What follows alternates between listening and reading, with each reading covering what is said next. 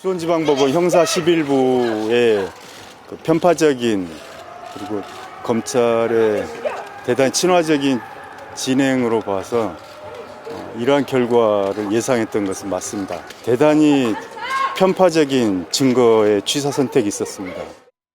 이 판결은 전제 사실 자체가 잘못됐습니다. 도저히 받아들일 수 없고 인정할 수 없고 이 재판부 자체도 인정할 수가 없습니다. 김 변호사님, 네. 어떻게 들으셨습니까? 지금 이화영 씨 측 변호인들이 재판부도 인정할 수 없다. 전제 사실 자체도 받아들일 수 없다. 편파적으로 진행했다. 저분이 변호사로서 자질이 있는지 좀 궁금해요. 설사 자신들이 원하는 판결이 나오지 않았다 하더라도 그다음에 항소심이 있고 대법원이 있지 않습니까? 예. 근데 저거 자체를 부정하는 거 아니에요? 그런데 이 사건 자체가 너무나 지저분하게 재판 진행이 됐습니다. 한 20개월 동안 재판 진행이 됐는데 그 과정에서 보면 굉장히 법관에 깊이 신청하고요. 그다음에 뭔가 회유하고 그다음에 또 안 되니까 이미 이화영 씨가 이재명 대표에 보고했다고 작년 6월에 말을 하니까 법정에서 말하니까 난리 나지 않았습니까? 뭐 7월에 민주당 쪽에 엄청난 일이 생겼어요. 그러면 이화영 씨에 대한 재판이 마치 이게 이화영 씨 재판이 아니고 이재명 대표 재판인 것처럼 된단 말이에요. 변호인들도 나와서 그렇게 얘기하잖아요. 이재명 대표는 무죄입니다. 이렇게 변론을 한단 말이에요. 예.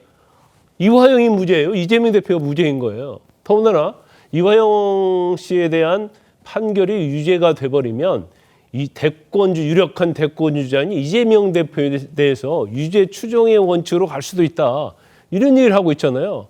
그러니까 이 재판에 임하는 변호사들의 어떤 임무, 전략, 예. 이것은 결국은 이재명 대표를 방탄하기 위한 것이다. 그러면 실질적으로 법률적으로 엄청 잘 따져봐야 하는데 이런 정치의 사건으로 따져가면 이 재판이 제대로 진행이 되겠습니까? 저는 결과적으로 보면 가장 큰 피해자는 결과적으로 대법원 판결까지 나오면 이화영 씨가 될 가능성이 크다 이렇게 보거든요. 예. 그래서 이미 이 사건 1심 유죄가 됐죠. 아마 피고인 측도 항소할 거고 검찰도 무죄 나온 부분에 대해서는 뭐 아마 이해할 수 없다고 또 항소를 하게 될 거예요. 예. 이제 항소심에서 이제 결론이 날 건데 제가 개인적으로 이건 개인적 판단입니다. 네. 방북 비용과 관련된 부분 1심에서 유죄된 것은 저는 이제 100% 유죄가 될 거라고 보고요. 나머지 이제 스마트폰 비용 이런 것들도 사실은 변동의 가능성이 상당히 있을 거라고 봅니다. 그러면 재판에서 이화영 씨를 사실은 변론을 잘하는 게 이재명 대표를 변론하는 거거든요. 그런데 계속적으로 언론에 언론 플레이하고 그런 것들 보면 마치 이재명 대표를 위한 재판인 것처럼 진행이 됐기 때문에 예. 결과적으로 그다지 결과에 있어서는 본인들이 원하는 결과가 안 나왔기 때문에 재판부 자체도 저렇게 비난하는 아주 보기에 모양새 안 좋은 모습을 보이고 있다 이렇게 봅니다. 예, 지금 방금 보신 이 그래픽 말씀하신 것 같아요. 그러니까 이화영의 유죄 판결이 내려지면은 이재명의 유죄 추정에 유력하게 작용할 것이다. 그러니까 차정인 교수님, 예. 그러니까 알고 있었다는 것 같아요. 이화영 씨 측 변호인들도.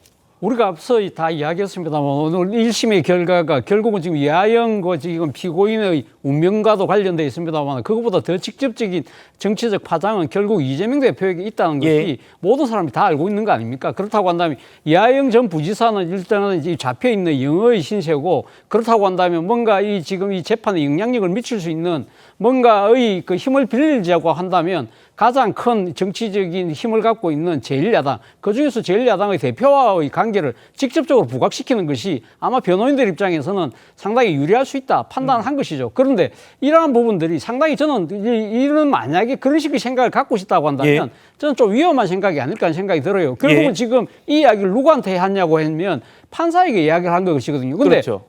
판사는 우리가 이제 뭘로 판결을 하죠? 법과 양심에 따라서 판결을 하도록 되어 있는데 그렇습니다. 이런 정치적 파장과 영향을 고려해서 판결해 주십시오라는 이야기처럼 들릴 수밖에 없잖아요. 그렇다고 한다면 그 해당 법관에 대한 상당한 어떻게 보면 명예훼손적인 발언일 수도 있는 것이죠. 이런 부분들이 제가 생각했을 때는 그러니까 변론의 전술상으로는 저는 좋은 변수는 아니다라는 생각을 그때 당시 했었어요. 알겠습니다.